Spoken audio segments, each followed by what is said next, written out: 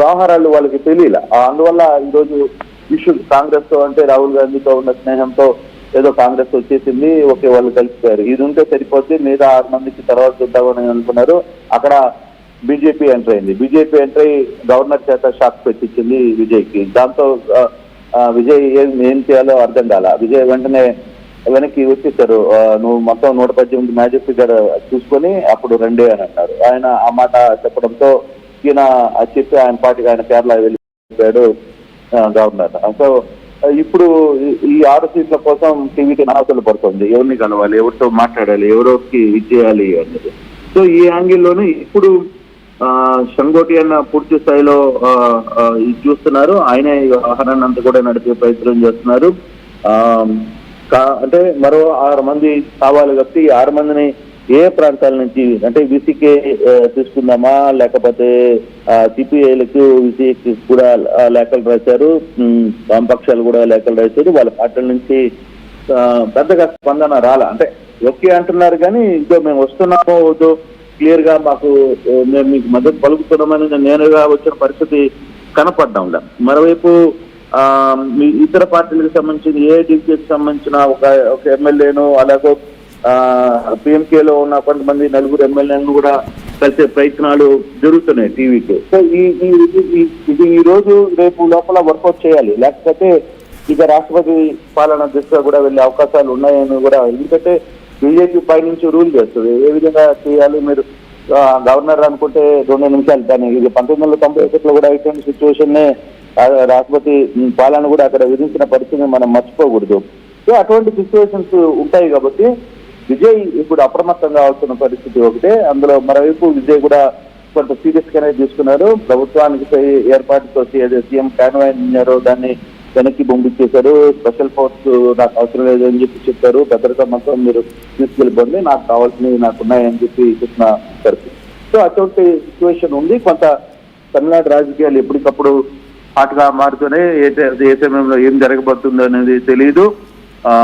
Definite గా ఈ ఆహారంలో కొంత సీరియస్ గానే నడుస్తుంది. బట్ అది ఎంత త్వరగా టీవీకి తన మద్దతుకి కావలసిన 6 మంది ఎమ్మెల్యేలను తెచ్చుకోవడంలో సక్సెస్ అవుతారో లేకపోతే అది కొంత సీరియస్ పరిస్థితులకు దారితీసే పరిస్థితి. మరోవైపు ఏఐడిఎంకే డిఎంకే 2 కలుస్తాయి, కలిసి ఏర్పాటు చేస్తామని కూడా ఒక ప్రచారం జరుగుతుంది. అది నిజంగానే తమిళనాడు రాజకీయాల్లో ఇప్పుడు దాకా నువ్వా నేనా అంటూ 60 సంవత్సరాలు పైగా పోటీ పడ్డాయి 2 పార్టీలు ఈ రోజు ఒకటైపోతాయి, మేమే పోటీ చేస్తామని చెప్పి చెప్పడం. సో ఇది కొంత ఇష్యూ సీరియస్ గానే మారే పరిస్థితి అయితే కనపడుతుంది.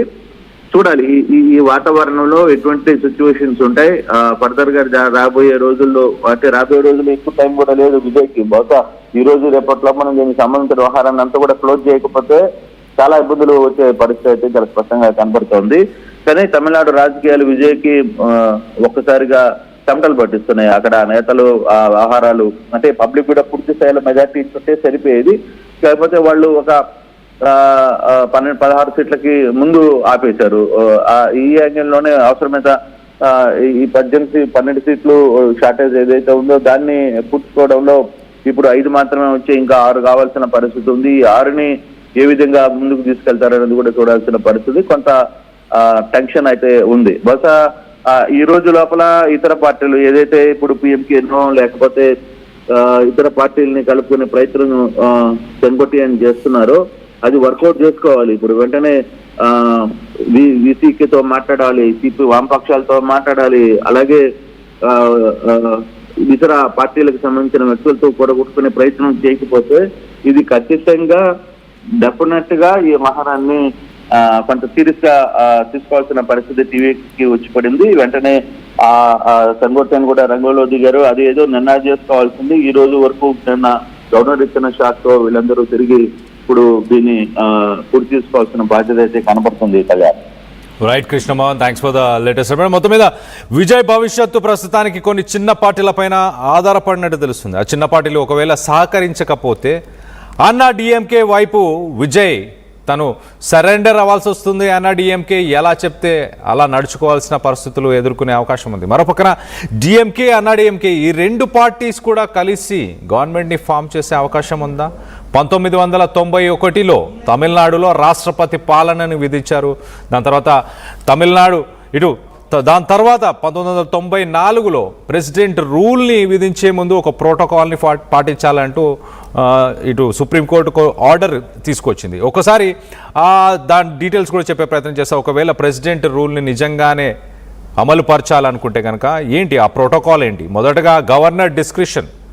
గవర్నర్ మొదటగా తమిళనాడులో సింగిల్ లార్జెస్ట్ పార్టీని పిలిచి ఆ సింగిల్ లార్జెస్ట్ పార్టీకి సంబంధించిన వాళ్ళ మెజారిటీని ఫ్లోర్లో ప్రూవ్ చేసుకోవాలంటూ మొదటగా ఆ మెజారిటీ ప్రూవ్ చేసుకోవాలంటూ మనం చూడొచ్చు సిరీస్ ఆఫ్ ఈవెంట్స్ ఆ విజువల్లో కూడా కనిపిస్తుంది. గవర్నర్ని కలిశారు విజయ్. గవర్నర్ చాలా క్లియర్గా మీ మెజారిటీని ప్రూవ్ చేసుకోండి, స్టెబిలిటీని కూడా ప్రూవ్ చేసుకోండి అంటూ గవర్నర్ చెప్పిన మాటలు మొదట ఫస్ట్ స్టెప్ ఇది. దాని తర్వాత పోస్ట్ పోల్ అలయన్సెస్, అంటే పోస్ట్ పోల్ తర్వాత ఇప్పుడు జరిగే అలయన్సెస్ కూటమిలు ఏమన్నా ఫామ్ అవుతున్నాయా, సపోర్ట్ ఎవరికి చేస్తారు, ఈ హడావిడి అంతా నెక్స్ట్ స్టేజ్ అని చెప్పుకోవచ్చు. దాని తర్వాత ఆ అలయన్సెస్ అన్నీ అంటే ఆ కూటమిలు అన్నీ ఫామ్ అయిపోయిన తర్వాత వాళ్ళ సామర్థ్యాన్ని వాళ్ళ స్ట్రెంగ్త్ని వాళ్ళు ప్రూవ్ చేసుకోవాలి, వాళ్ళ మెజారిటీని వాళ్ళు ప్రూవ్ చేసుకోవాలి. నెక్స్ట్ దాని తర్వాత లెజిస్లేటివ్ అసెంబ్లీలో ఒక ఫ్లోర్ టెస్ట్ జరుగుతుంది. అక్కడ లిఖితపూర్వకంగా ఎమ్మెల్యేలు అందరూ కూడా మేము పలానా పార్టీకి సపోర్ట్ చేస్తున్నాము, పలానా వ్యక్తికి సపోర్ట్ చేస్తున్నాము అంటూ లిఖితపూర్వకంగా గవర్నర్కి అక్కడ అసెంబ్లీలో లెజిస్లేటివ్ అసెంబ్లీలోనే వాళ్ళు ప్రూవ్ చేసుకోవాల్సిన పరిస్థితి.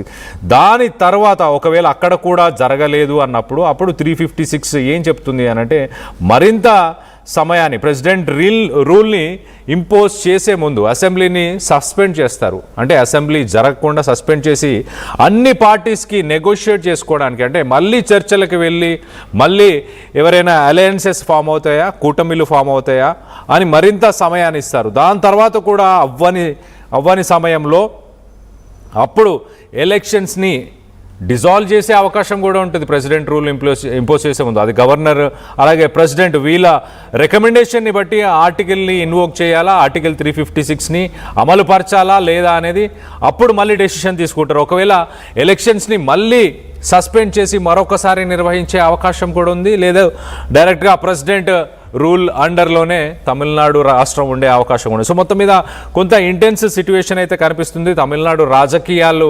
అలాగే విజయ్కి లేని ఆ ఇన్ఎక్స్పీరియన్స్, గతంలో ఆయన రాజకీయాల్లోకి వెళ్ళినప్పుడు కూడా ఇదే స్లోగన్ని వాడాడు, నాకు రాజకీయ అవగాహన, రాజకీయంగా అనుభవం లేదు, అలాగే కరప్షన్ అనుభవం కూడా లేదు అంటూ ఆయన మాట్లాడి ప్రజల్లోకి ఈ స్లోగన్తోనే వెళ్ళాడు. అంటే అవినీతి చేసే ఎక్స్పీరియన్స్ లేదు, అనుభవము లేదు, రాజకీయ అనుభవం రెండూ లేవు, కాబట్టి నన్ను నమ్మండి, నాకు ఒక అవకాశం ఇవ్వండి అన్నారు. సో మొత్తం మీద ఆ అనుభవం లేకపోవడం అనేది ఇప్పుడు జరుగుతున్న పరిణామాలకి ఒక ఎగ్జాంపుల్ అని చెప్పుకోవచ్చు. మొదటగా కొంత